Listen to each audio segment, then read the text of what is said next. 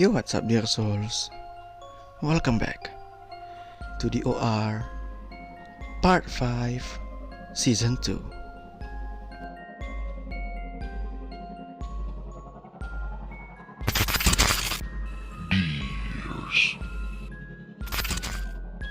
Sebelum memulai video, gue mau nyampein sorry banget nih, bukan video Jessica Methode yang gue upload. Karena syarat yang gue kasih di kolom deskripsi itu belum terpenuhi coy. Jadi coba kalian baca di video Jessica Methode yang terakhir tuh di kolom deskripsinya. Di situ ada syarat, likes-nya udah memenuhi tapi syarat views-nya belum coy. Sekarang itu saat gue buat video ini, views-nya itu 2,8k dan gue minta 3k views.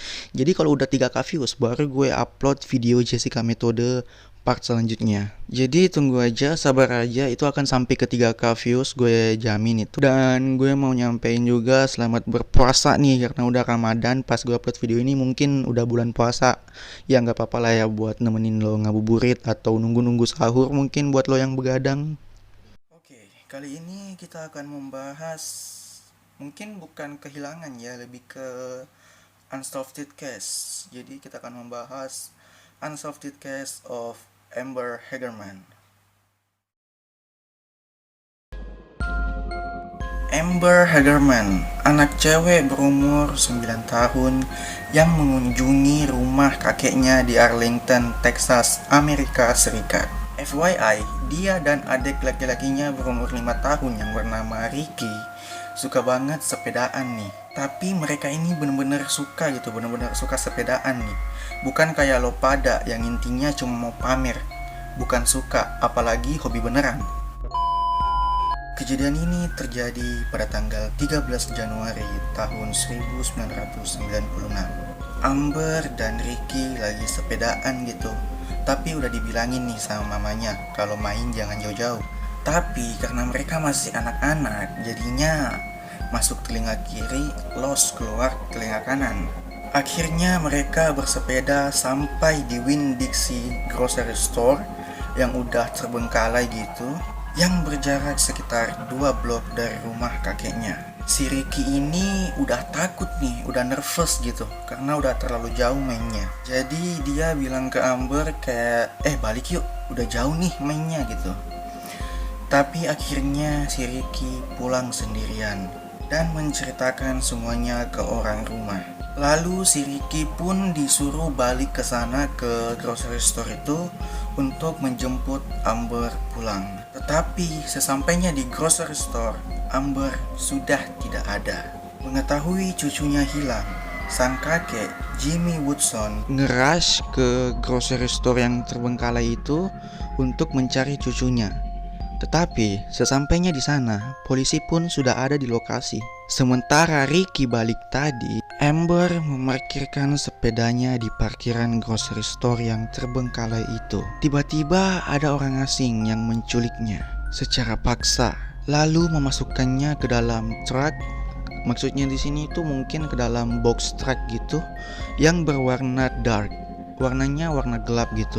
But I don't know it's black or not. Amber pun mencoba melakukan perlawanan dengan cara menendang si penculik lalu berteriak. Tetapi itu semua gagal. Kronologi ini diceritakan oleh satu-satunya saksi tunggal penculikan itu, Jim Cavill.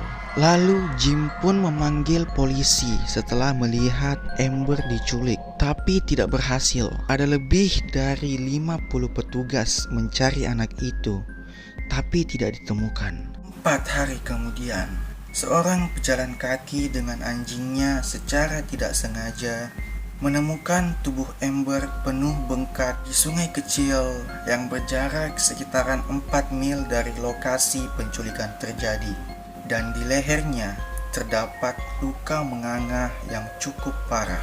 Hasil autopsi mengatakan bahwa Amber masih hidup selama 2 hari setelah ia diculik. It means Amber udah mati sekitaran 2 hari juga. Pihak berwenang percaya bahwa tubuh Amber bengkak dikarenakan sambaran petir, karena pekerja apartemen di area itu tidak melihat sesuatu yang ganjal sebelum badai hujan turun. Orang tua Amber, Donna Whitson dan Richard Hagerman, tidak percaya dengan apa yang polisi katakan. Mereka selalu berharap Amber akan kembali. Ketika polisi meninggalkan rumahnya, ayahnya pun mengatakan kepada reporter bahwa Amber masih hidup. Beberapa minggu setelah insiden itu, polisi pun memiliki teori bahwa ada suatu pemicu yang menyebabkan kasus ini. Polisi berteori bahwa orang yang menculik Amber adalah orang yang mungkin saja memiliki masalah hidup, seperti putus cinta atau mungkin kehilangan pekerjaannya. Intinya orang yang menculik Amber ini tuh akhlakles lah, dan akhirnya itu membuat dirinya untuk melakukan kejahatan. Dan polisi juga berteori bahwa penculik Amber ini tinggalnya enggak jauh dari lokasi kejadian. Soalnya yang pertama, dia menculik di area grocery store itu, dan Amber juga ketemunya di sekitar grocery store itu. Agak make sense sih, $1 juta terinvestasi untuk kasus ini. Tetapi sayangnya orang-orang perlahan-lahan melupakan bahkan mengabaikan kasus ini.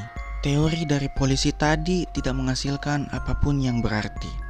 Dan pada tahun 1999, kasus ini beku tanpa ada kelanjutan lagi, dan dapat dikatakan bahwa ini adalah unsolved case. Dan dari kasus inilah tercipta Amber Alert, yang dimana di Amerika kalau ada anak di bawah 17 tahun yang hilang, lalu orang tuanya melapor ke polisi, polisi akan memasukkan kasus itu dan dijadikan sebagai pesan broadcasting gitu. Akan ada pesan broadcast di media-media dan bahkan di HP orang-orang yang berisi tentang berita penculikan tersebut. Dan SMS semacam ini tuh nggak gampang buat diblokir gitu. Artinya ini tuh kayak alert message gitulah, kayak pesan penting banget gitu. Oke, cukup. It's burner time. Hipotesa pertama, kita mulai dari saksi tunggal pada kasus ini, Jim Cavill. Pertanyaan yang langsung ada di benak gue ketika scripting atau lagi riset tentang kasus ini, kenapa si Jim ini tidak langsung nge-rush waktu lihat Amber diculik? Mengacu pada kesaksian Jim yang sangat mendetail, itu menandakan Jim melihat kejadian itu dari awal sampai akhir. Maksud gue, kenapa dia nggak menolong gitu loh pas melihat itu terjadi? Kan penculiknya tuh cuma seorang. Bisa lah gitu 1 lawan 1 kalau emang penculiknya tuh melawan gitu. Hipotesa kedua, tadi gue bilang kalau polisi memiliki teori bahwa penculik Amber itu tinggal enggak jauh dari lokasi kejadian kan. Cukup make sense juga kalau gue bilang Jim satu-satunya saksi patut dicurigai, karena dia tinggal nggak jauh dari grocery store itu juga kan. Bisa aja gitu si Jim bersekongkol dengan penculik ini, menculik Amber dan lalu dijadiin konten-konten dark web gitu, show-show pembunuhan berbayar di dark web. Karena inget kan tadi gue bilang leher Amber ada luka menganga yang cukup parah gitu. This hypothesis can be a red line. Hipotesa ketiga, seperti yang gue bilang di hipotesa kedua, sangat make sense sekali kalau gue bilang misalnya Amber dijadikan konten di deep web. Bagi kalian yang belum tahu nih, di deep web itu, tepatnya di dark web, ada yang kayak show pembunuhan gitu, kayak show penyiksaan lah gitu, dimana ada orang yang ditampilkan secara live, lalu ada penontonnya. Nah, penonton ini membayar untuk melihat orang ini disiksa gitu. Dan enggak jarang banget konten ini diisi dengan anak kecil. Dan ini juga termasuk pedofilia.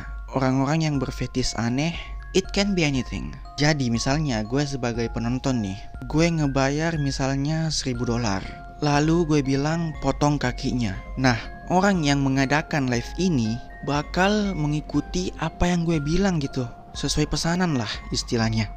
And it's so cruel as fuck. Man, I can't describe anymore how not human that show. Inilah akhir dari DOR Part 5 Season 2. Find me on social media, link in the description. And don't forget to like, comment, share, subscribe, and stay tuned. And whatever happens to you after watching this video, let it flow!